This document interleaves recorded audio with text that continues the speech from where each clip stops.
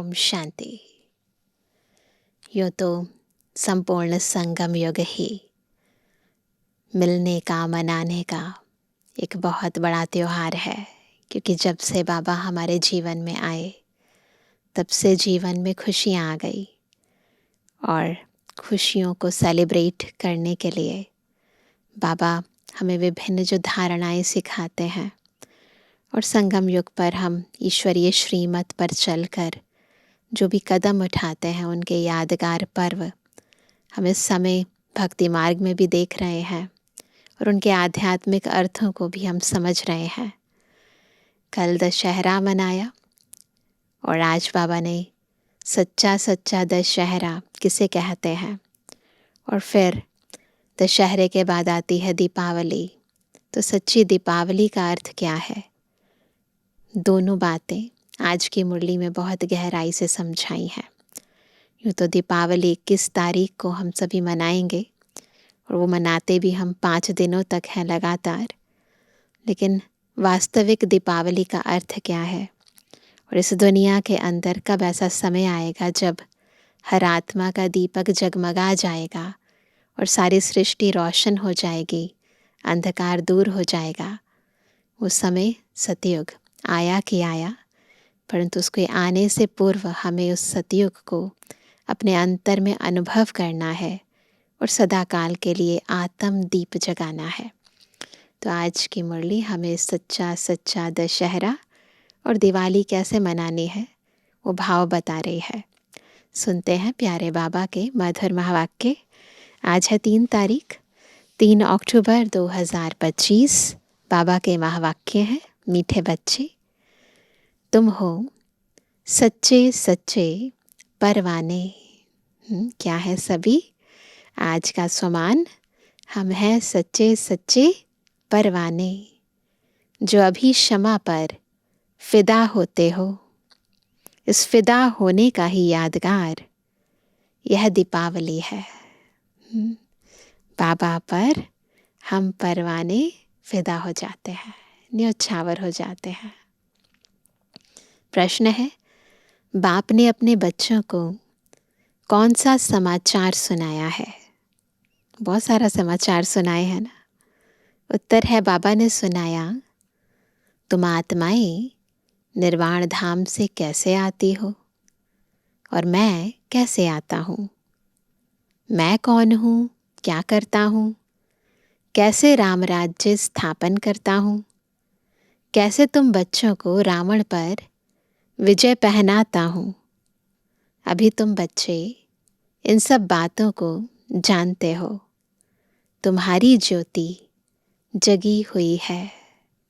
आज का गीत है, तुम्ही हो माता पिता, तुम्ही हो बंधु सखा, तुम्ही हो।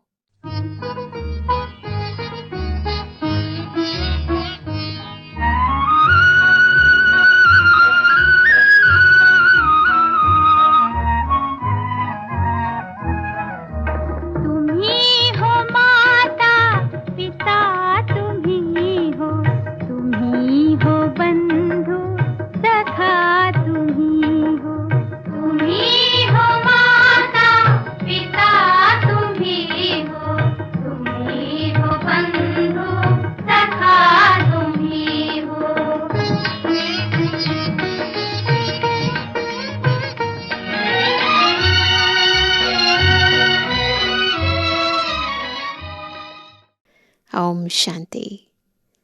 मीठे मीठे रूहानी बच्चों ने गीत सुना। आत्माओं ने इन जिस्मानी कर्म इंद्रियों से गीत सुना। गीत में पहले तो ठीक था, पिछाड़ी को फिर भक्ति के अक्षर थे। तुम्हारे चरणों की धुल है ना, गीत में है ना। आरती गाते हैं तो कहते हैं ना, तुम्हारे चरणों की हम धूल हैं। अब बच्चे चरणों की धूल थोड़ी होते हैं, ये रॉन्ग है। बाप बच्चों को राइट अक्षर समझाते हैं। बाप आते भी वहाँ से हैं जहाँ से बच्चे आते हैं, वह है निर्वाण धाम। बच्चों को सबके आने का समाचार तो सुनाया, अपना भी सुनाया कि मैं कैसे आता हूँ, आकर के क्या करता हूँ। राम राज्य स्थापन करने अर्थ रावण पर विजय पहनाते हैं। बच्चे जानते हैं राम राज्य और रावण राज्य इस पृथ्वी पर ही कहेंगे। अभी तुम विश्व के मालिक बनते हो। धरती, आसमान, सूर्य आदि सब तुम्हारे हाथ में आ जाते हैं। तो कहेंगे रावण राज्य सारे विश्व पर और राम राज्य भी सारे विश्व पर है। रावण राज्य में कितने करोड़ हैं, राम राज्य में थोड़े होते हैं, फिर धीरे धीरे वृद्धि को पाते हैं। रावण राज्य में वृद्धि बहुत होती है क्योंकि मनुष्य विकारी बन जाते हैं। कंट्रास्ट है ना, सतयुग और कलयुग का कंट्रास्ट है, पॉपुलेशन का भी कंट्रास्ट है, धन धान्य का भी कंट्रास्ट है। बिल्कुल अंधकार और प्रकाश की तरह दोनों। बाबा कहते हैं रावण राज्य में वृद्धि बहुत होती है। कारण क्या है? क्योंकि मनुष्य विकारी बन जाते हैं। राम राज्य में है निर्विकारी, मनुष्यों की ही कहानी है। तो राम भी बेहद का मालिक, रावण भी बेहद का मालिक है। अभी कितने अनेक धर्म हैं, गाया हुआ है अनेक धर्मों का विनाश। जो श्रीमद् भगवद गीता में श्लोक है कि यदा यदा ही धर्मस्य ग्लानिर्भवति भारत। तो उस श्लोक के अंदर ही बोला है कि मैं अनेक धर्मों का विनाश करने, है ना, और सत धर्म की स्थापना करने इस सृष्टि पर आता हूँ। तो बाबा कहते हैं अनेक धर्मों का विनाश बाबा ने झाड़ पर भी समझाया है। अब दशहरा मनाते हैं, रावण को जलाते हैं। यह है हद का जलाना। तुम्हारी तो है बेहद की बात, ये हद के अंदर पुतला बनाकर जला देना। परंतु हम क्या करते हैं? बेहद आत्मा के अंदर ये जो 5 विकार हैं, इन्हें योग अग्नि से सदा काल के लिए जला देते हैं, अंश वंश ना रहे। रावण को भी सिर्फ भारतवासी ही जलाते हैं, कुछ एक कंट्रीज और में भी जलाते हैं। विदेश में भी जहाँ जहाँ भारतवासी जास्ती होंगे वहाँ भी जलाएंगे। वह है हद का दशहरा। दिखाते हैं लंका में रावण राज्य करते थे, ऐसे स्टोरी में बताते हैं। सीता को चुरा कर लंका में ले गया। यह हो गई हद की बातें। है किसकी बात? कि आत्मा सीता है ना, और इस आत्मा सीता रावण की यानी विकारों की जेल में कैद हो जाती है। तो बाबा आते हैं हमें छुड़ाने। अब बाप कहते हैं सारे विश्व पर रावण का राज्य है। हर एक आत्मा विकारों के बंधन में फंसी हुई है। राम राज्य अब नहीं है। राम राज्य अर्थात ईश्वर का स्थापन किया हुआ सतयुग को कहा जाता है राम राज्य। माला से मरते हैं, राम राम की माला से मरते हैं ना। रघुपति राघव राजा राम कहते हैं, लेकिन राजा राम को नहीं सिमरते हैं। जो राम राम कहते हैं वो एक्चुअली में वो राजा राम को नहीं सिमरते, शिव बाबा को सिमरते हैं, क्योंकि शिव बाबा का एक नाम राम भी है। जो सारे विश्व की सेवा करते हैं उनकी माला से मरते हैं। भारतवासी दशहरे के बाद फिर दीपावली मनाते हैं। दीपावली क्यों मनाते हैं? क्योंकि देवताओं की ताजपोशी होती है। कॉरोनेशन डे उसकी यादगार है दीपावली। कॉरोनेशन पर बत्तियां आदि बहुत जलाते हैं। एक तो ताजपोशी, दूसरा फिर कहा जाता है घर घर में दीपमाला। हर आत्मा की ज्योत जग जाती है ना, हर एक आत्मा की ज्योत जग जाती है। अभी सब आत्माओं की ज्योति उझाई हुई है। आयरन एज्ड है, यानी अंधियारा है। अंधियारा माना भक्ति मार्ग। भक्ति करते करते ज्योत कम हो जाती है। बाकी वह दीपावली तो आर्टिफिशियल है।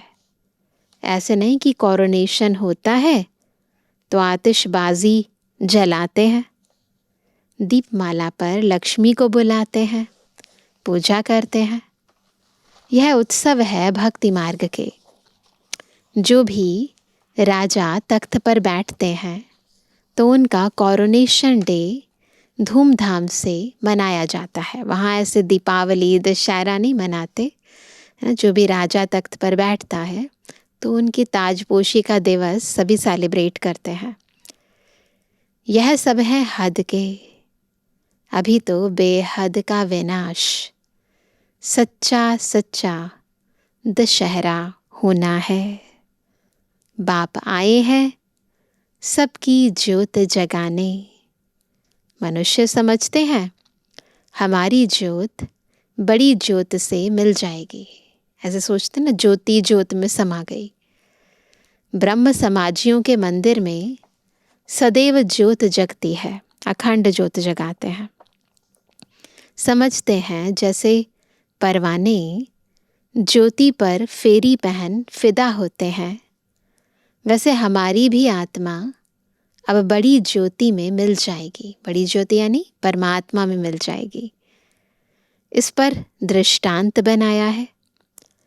अभी तुम हो आधा कल्प के आशिक, है ना। आधा कल्प से हम शिव बाबा को याद करते आए हैं, भक्ति करते आए हैं। तुम आकर एक माशूक पर फिदा हुए हो। कहते ना, तन मन धन सब कुछ तेरा। तो प्रैक्टिकल में अब हम बाबा पर फिदा होते हैं। जलने की तो बात नहीं। जैसे वह आशिक माशूक होते हैं तो वह एक दो के आशिक बन जाते हैं। यहाँ वह एक ही माशूक है, बाकी सब हैं आशिक। आशिक उस माशूक को भक्ति मार्ग में याद करते रहते हैं। माशूक आप आओ तो हम तुम्हारे पर बलि चढ़ें। तुम्हारे सिवाय हम किसको भी याद नहीं करेंगे। यह तुम्हारा जिस्मानी लव नहीं है, उन आशिक माशूक का जिस्मानी लव होता है। बस एक दो को देखते रहते हैं। देखने से ही जैसे तृप्त हो जाते हैं। जो सच्चे आशिक माशूक होते हैं ना, उनकी बात बाबा कह रहे हैं। यहाँ तो एक माशूक, बाकी सब हैं आशिक। हम सब आत्माएं आशिक हैं और माशूक एक शिव बाबा है। सब बाप को याद करते हैं। भल कोई नेचर आदि को भी मानते हैं। कई कहते हैं कि हम भगवान को नहीं मानते, प्रकृति को ही मानते हैं। फिर भी ओ गॉड, हे भगवान, मुख से ज़रूर निकलता है। सब उनको बुलाते हैं, हमारे दुख दूर करो। भक्ति मार्ग में तो बहुत आशिक माशूक होते हैं। कोई किसका आशिक, कोई किसका आशिक। ये हर एक के अपने अपने इष्ट देव देवियाँ होते हैं, उनकी बात बाबा कह रहे हैं। तो कोई हनुमान जी को याद करते हैं, कोई गणेश जी को याद करते हैं, कोई श्री राम जी को, कोई श्री कृष्ण जी को। तो कोई किसका आशिक, कोई किसका आशिक। ये आत्मा परमात्मा की बात हो रही है। तो इसलिए बाबा कह रहे हैं वो भी उन देवी देवताओं को भगवान समझ कर ही पूजा करते हैं ना। तो कोई किसका आशिक, कोई किसका। हनुमान के कितने आशिक होंगे। सब अपने अपने माशूक के चित्र बनाकर फिर आपस में मिलकर बैठ उनकी पूजा करते हैं। इसीलिए अलग अलग मंदिर बनाते हैं। पूजा कर फिर माशूक को डुबो देते हैं। ऐसे ही करते हैं ना, है ना। श्री गणेश जी को इतना प्यार से उनकी मूर्ति को घर में लेकर आते हैं, सजाते हैं, खिलाते हैं, पिलाते हैं, फिर डुबो देते हैं। ऐसे देवियों के चित्र का भी करते हैं। अर्थ कुछ भी नहीं निकलता। यहाँ वह बात नहीं। यह तुम्हारा माशूक एवर गोरा है, सदा पवित्र है, कभी सांवरा बनता नहीं। बाप मुसाफिर आकर सबको गोरा बनाते हैं। तुम भी मुसाफिर हो ना। बाबा हमें क्या कह रहे हैं, हम भी मुसाफिर हैं ना। दूर देश से यहाँ आकर पाठ बजाते हो। ऊपर परम धाम में हमारा घर और इस सृष्टि पर हम मुसाफिर हैं, पाठ बजाने के लिए आए हैं। तुम्हारे में भी नंबरवार पुरुषार्थ अनुसार समझते हैं।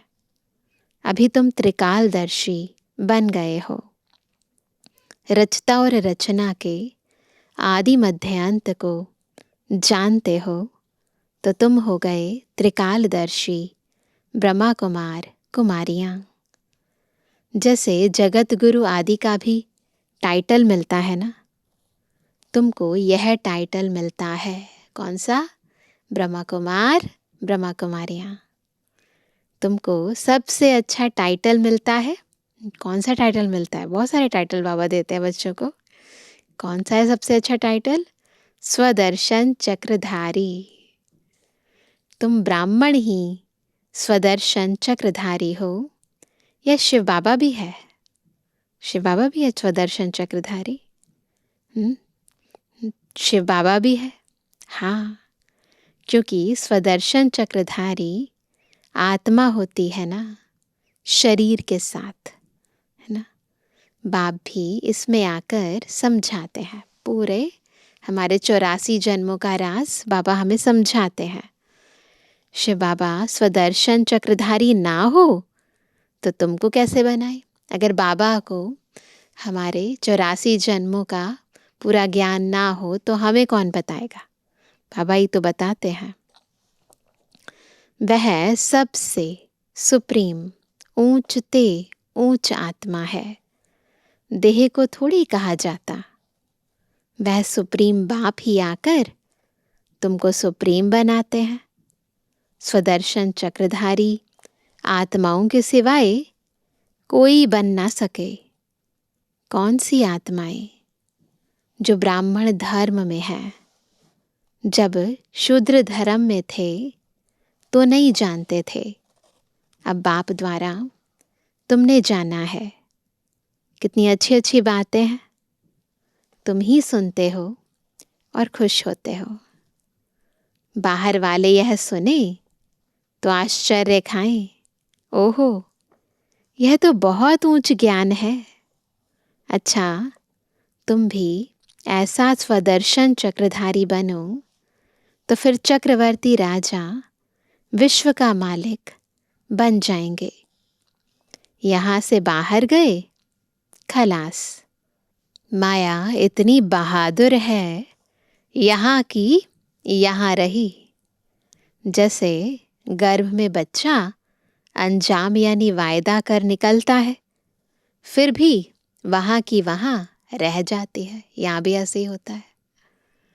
तुम प्रदर्शनी आदि में समझाते हो, बहुत अच्छा अच्छा कहते हैं, करते हैं ना। प्रदर्शनी में सुनाते हैं, यहाँ भी आते हैं, मधुबन में आते हैं, कॉन्फ्रेंसेस में आते हैं तो बहुत तारीफ़ करते हैं, तो बहुत अच्छा अच्छा करते हैं। नॉलेज बहुत अच्छी है। मैं ऐसा पुरुषार्थ करूँगा, यह करूँगा, बस फिर क्या होता है? बाहर निकला, वहाँ की वहाँ रही। परंतु फिर भी कुछ न कुछ असर रहता है। ऐसे नहीं कि वह फिर आएंगे नहीं। झाड़ की वृद्धि होती जाएगी। झाड़ वृद्धि को पाएगा तो फिर सबको खींचेंगे, है ना। जब किसी जगह बहुत लोग जाते हैं तो फिर एक दो को देखकर बहुत सारे आने लग जाते हैं। अभी तो यह है रौरव नर्क। गरुड़ पुराण में भी ऐसी ऐसी रोचक बातें लिखी हैं। गरुड़ पुराण में, है ना, अलग अलग तरह के नर्क बताए हैं। जैसा कोई विकर्म करते हैं, दुष्कर्म करते हैं, उस अनुरूप उन्हें सजाएं मिलती हैं, वैसा ही वो नर्क पाते हैं। तो ऐसी ऐसी रोचक बातें लिखी हैं जो मनुष्यों को सुनाते हैं ताकि कुछ डर रहे, गलत काम ना करें। उनसे ही निकला है कि मनुष्य सर्प बिच्छू आदि बनते हैं। ये डराने के लिए करते हैं ना। बाप कहते हैं मैं तुमको विषय वैतरणी नदी से निकाल क्षीर सागर में भेज देता हूँ। विषय वैतरणी नदी का वर्णन गरुड़ पुराण में है। तो वह कहते हैं कि मैं तुम्हें विषय वैतरणी से निकालता हूँ और क्षीर सागर यानी सतयुग में ले जाता हूँ। असुल तुम शांति धाम के निवासी थे, फिर कहाँ आए? सुख धाम में पाट बजाने आए। अभी फिर हम जाते हैं कहाँ? शांति धाम और सुख धाम। यह धाम तो याद करेंगे ना। गाते भी हैं तुम मात पिता हम बालक तेरे। वह सुख घनेरे तो होते ही हैं सतयुग में। अभी है संगम, यहाँ पिछाड़ी में त्राही त्राही करेंगे, क्योंकि अति दुख होता है। फिर सतयुग में अति सुख होगा। अति सुख और अति दुख का यह खेल बना हुआ है। विष्णु अवतार भी दिखाते हैं। लक्ष्मी नारायण का जोड़ा जैसे ऊपर से आते हैं ऐसे दिखाते हैं, है ना। पुराने ज़माने में कुछ ऐसी फिल्में बनी थी जिसमें दिखाते हैं कि कैसे लक्ष्मी नारायण अवतरित होते हैं। अभी तो बहुत सारे माइथोलॉजिकल सीरियल्स बने हैं, दिखाते हैं कि कैसे जोड़ा ऊपर से आते हैं। अब ऊपर से शरीरधारी कोई आते थोड़े ही हैं, ऐसे नहीं है जैसे कि सीरियल्स में दिखाते हैं, फिल्मों में दिखाते हैं, ऐसे आते नहीं हैं। ऊपर से आती तो हर एक आत्मा है, परंतु ईश्वर का अवतरण बहुत विचित्र है। वही आकर भारत को स्वर्ग बनाते हैं। उनका त्योहार शिव जयंती मनाते हैं। अगर मालूम होता कि परमपिता परमात्मा शिव ही मुक्ति जीवन मुक्ति का वर्षा देते हैं, तो फिर सारे विश्व में गॉड फादर का त्योहार मनाते। बेहद के बाप का यादगार मनाएं। तब कब मनाएं? जब समझें कि शिव बाबा ही लिबरेटर गाइड है ना। परमात्मा का महत्व जब तक नहीं पता, उनका कर्तव्य जब तक नहीं पता, उनका यथार्थ परिचय जब तक नहीं है, तब तक उनकी जयंती भी वैसे धूमधाम से नहीं मना सकते ना। उनका जन्म ही भारत में होता है। शिव जयंती भी भारत में मनाते हैं, परंतु पूरी पहचान नहीं तो हॉलिडे भी नहीं करते हैं। अभी तो कई जगह हॉलिडे हो गई है। जो बाप सर्व की सद्गति करने वाला, उनकी जन्मभूमि जहाँ अलौकिक कर्तव्य आकर करते हैं, उनका जन्मदिन और तीर्थ यात्रा तो बहुत मनानी चाहिए ना। तुम्हारा यादगार मंदिर भी यहाँ ही है। कौन सा? मधुबन में है ना, दिलवाड़ा टेम्पल। परंतु किसको पता नहीं है कि शिव बाबा ही आकर लिबरेटर गाइड बनता है। कहते सब हैं कि सब दुखों से छुड़ाकर सुख धाम में ले चलो, परंतु समझते नहीं। दुख धाम से छोड़ने का क्या मतलब है, सुख धाम में आने का क्या मतलब है, समझते नहीं है। भारत बहुत ऊंच ते ऊंच खंड है। भारत की महिमा अपरम अपार गाई हुई है। वहाँ ही शिव बाबा का जन्म होता है। भारत की महिमा क्यों है? क्योंकि भारत में ही खुद भगवान का अवतरण होता है। तो जिनके कारण भारत का महत्व है ना, उनको ही यथार्थ नहीं जानते हैं। बाबा कहते हैं वहाँ ही शिव बाबा का जन्म होता है, उनको कोई मानते नहीं है, है ना। शिव बाबा को कोई मानते नहीं है, स्टैंप नहीं बनाते हैं। अगर यथार्थ जानते मानते तो स्टैंप भी बनाते। औरों की तो बहुत बनाते रहते हैं। तो ब्रह्मा बाबा की स्टैंप बनी है ना, अब कैसे समझाया जाए जो इनके महत्व का सबको पता पड़े।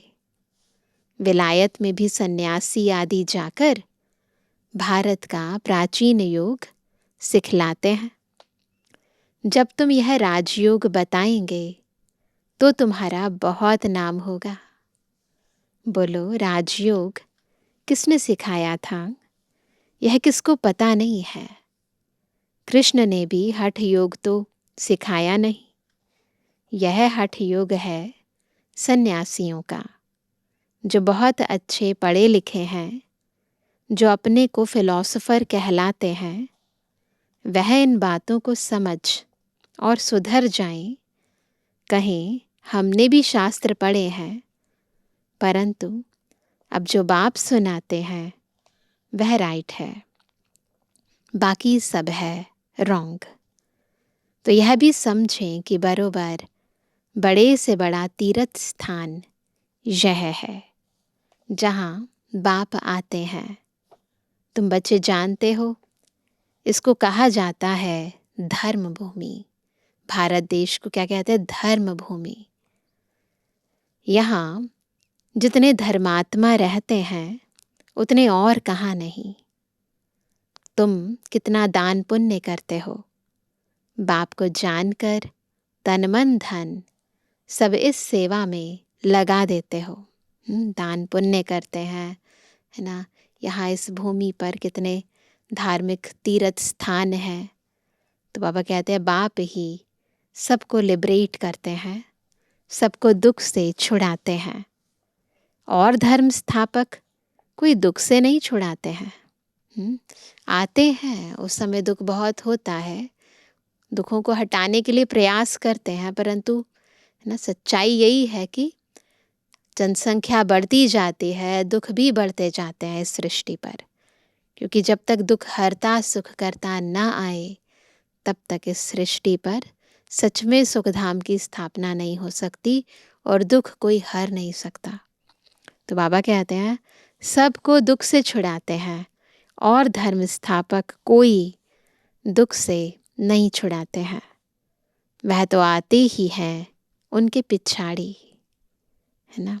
तो क्या होता है, फिर आते हैं धर्म स्थापक, फिर उनके धर्म की आत्माएं ऊपर परम धाम से सृष्टि पर आती हैं, तो उल्टा दुख धाम में लेकर आने के निमित्त बन जाते हैं। नंबरवार सब पाठ बजाने आते हैं। पाठ बजाते बजाते तमो प्रधान बन जाते हैं, फिर बाप आकर सतो प्रधान बनाते हैं। तो अब कैसे बुद्धि के अंदर सृष्टि चक्र फिरा देते हैं। तो यह भारत कितना बड़ा तीर्थ है। भारत सबसे नंबर 1 ऊंच भूमि है।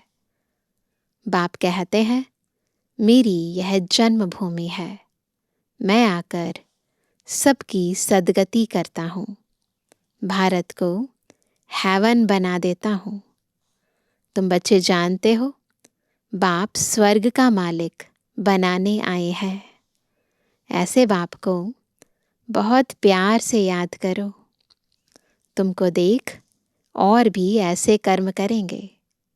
इसको ही कहा जाता है अलौकिक दिव्य कर्म।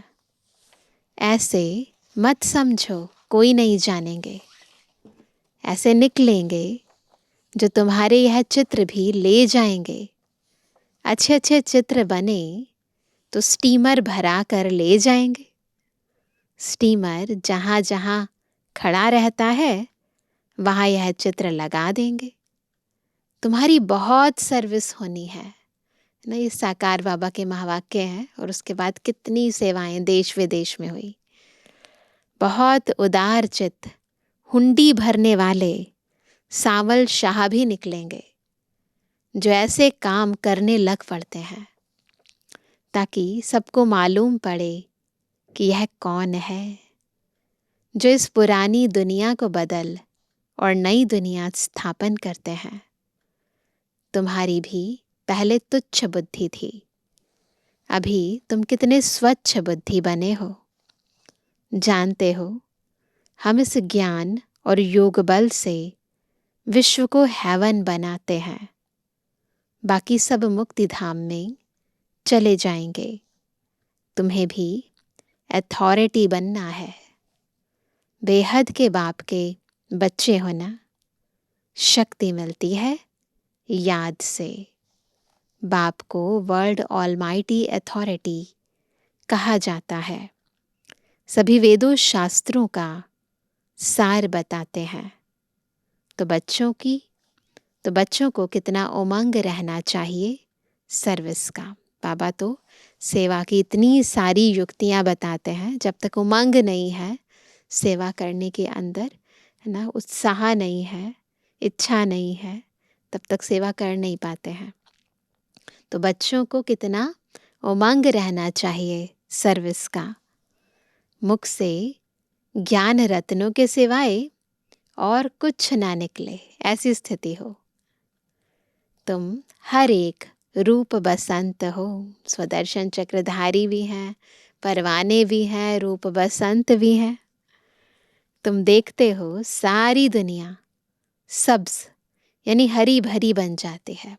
चारों तरफ संपन्नता हो जाएगी सतयुग में। सब कुछ नया, वहाँ दुख का नाम नहीं। 5 तत्व भी तुम्हारी सर्विस में हाजिर रहते हैं। अभी वह डिससर्विस करते हैं क्योंकि मनुष्य लायक नहीं है। कौन? 5 तत्व अभी डिससर्विस करते हैं क्योंकि मनुष्य लायक नहीं है। मनुष्यों ने तत्वों के साथ जो किया, फिर जैसा कर्म किया है उस अनुरूप फिर तत्व भी हमारे साथ बदला लेते हैं। बाप अभी लायक बनाते हैं, फिर मनुष्य आत्माएं भी लायक बन जाएंगी और तत्व भी हमारे सहयोगी बन जाएंगे। अच्छा मीठे मीठे के बेजवानी बच्चों पे जुबानी बाप दादा का दिल जान सको प्रेम से नंबरवार प्रसाद अनुसार यादगार और गुड रूहानी बच्चों की रूहानी बाप दादा को गुड मॉर्निंग, नमस्ते नमस्ते नमस्ते। धारणा के लिए मुख्य सार। पहला, रूप बसंत बन मुख से सदैव ज्ञान रत्न ही निकालने हैं। सर्विस के उमंग में रहना है, याद में रहना और सबको बाप की याद दिलाना, यही दिव्य अलौकिक कार्य करना है। क्या करना? याद में रहना है, याद दिलानी है। दूसरा, सच्चा आशिक बन एक माशूक पर फिदा होना है, अर्थात बलि चढ़ना है। तभी सच्ची दीपावली होगी। वरदान है, विश्व महाराजन की पदवी प्राप्त करने वाले, सर्व शक्तियों के स्टॉक से संपन्न यानी भरपूर भव। जब शक्तियों का स्टॉक भरपूर होगा तभी विश्व महाराजन की गद्दी मिलेगी, है ना। जो विश्व महाराजन की पदवी प्राप्त करने वाली आत्माएं हैं, उनका पुरुषार्थ सिर्फ अपने प्रति नहीं होगा। तो चेक करो, हमारा पुरुषार्थ अपने प्रति है या सबके प्रति है? अपने जीवन में आने वाले विघ्न व परीक्षाओं को पास करना, यह तो बहुत कॉमन है।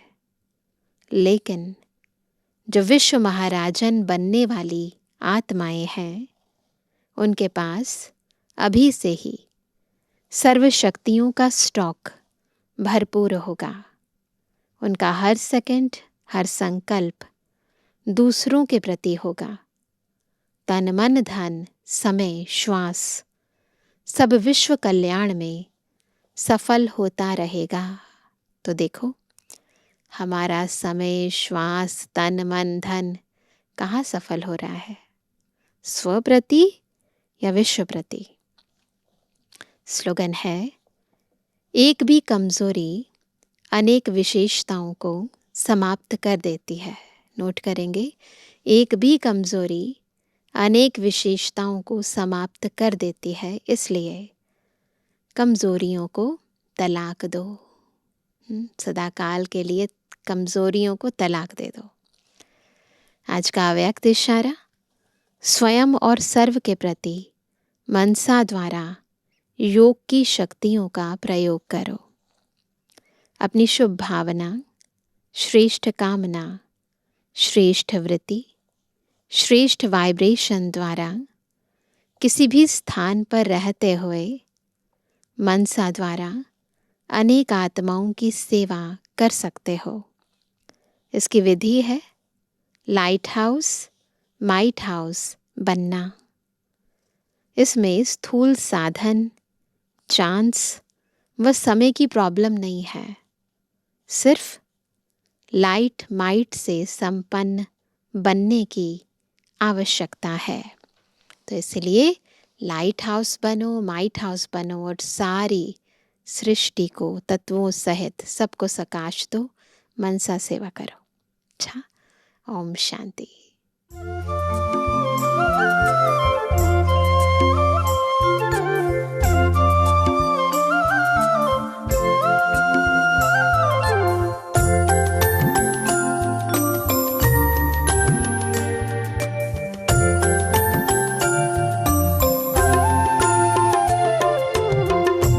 ईश्वर से जो प्रीत लगाए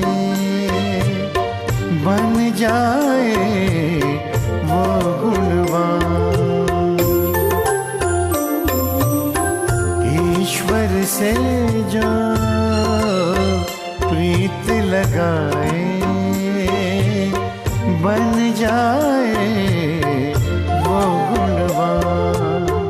उच्च विचार शुभ कर्मों से, उच्च विचार शुभ कर्मों से जग में बनता सबसे महान, जग में बनता सबसे महान। ईश्वर से जो प्रीत लगाए बन जाए वो गुणवान, बन जाए वो गुणवान।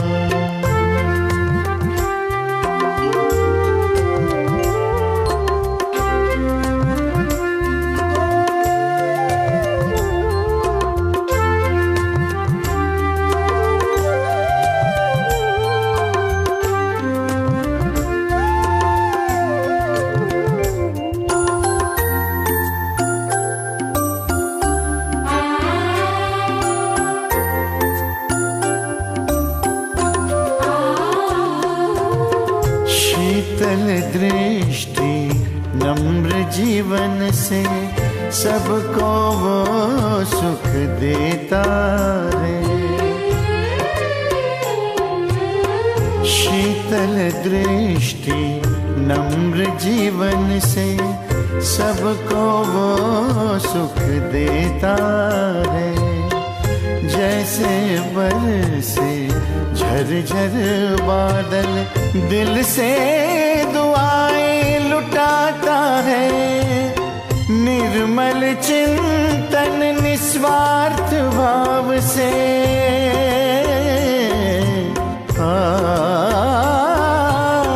निर्मल चिंतन निस्वार्थ भाव से सुंदर रचता अपना जहान, सुंदर रचता अपना जहान। ईश्वर से जो प्रीत लगाए बन जाए वो गुणवान, बन जाए वो गुणवान।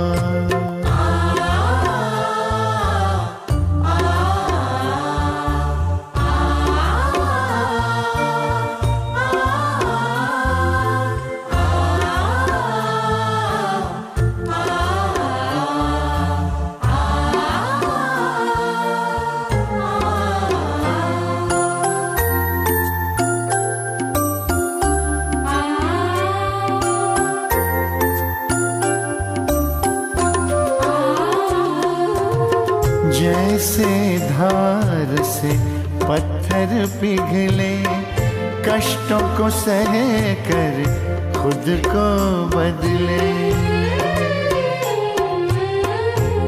जैसे धार से पत्थर पिघले, कष्टों को सह कर खुद को बदले, दृढ़ता की वो मूरत बनकर चलता विश्व कल्याण पथ पर, उसकी भावना बांटे करुणा।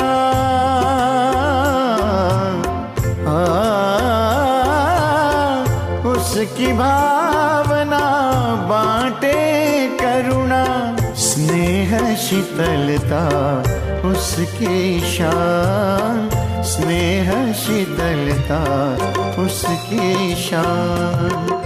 ईश्वर से जो प्रीत लगाए, बन जाए वो गुणवान, बन जाए वो गुणवान।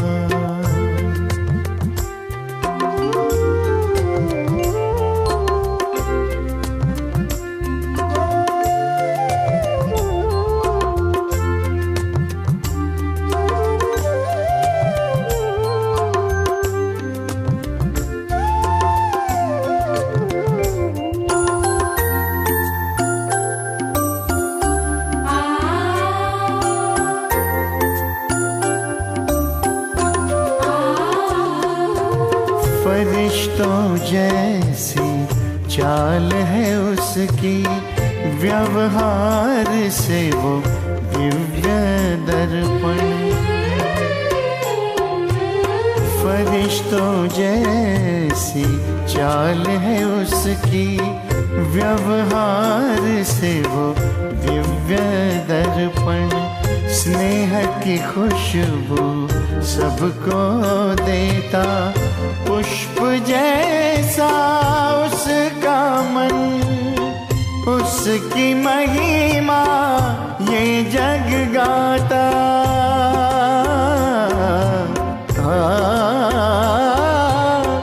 उसकी महिमा ये जग गाता। कहलाता वो चरित्रवान, कहलाता वो चरित्रवान। ईश्वर से जो प्रीत लगाए, बन जाए वो गुणवान। ईश्वर से जो प्रीत लगाए, बन जाए वो गुणवान। ऊंच विचार शुभ कर्मों से, ऊंच विचार शुभ कर्मों से, जग में बनता सबसे महान, जग में बनता सबसे महान। ईश्वर से जो प्रीत लगाए,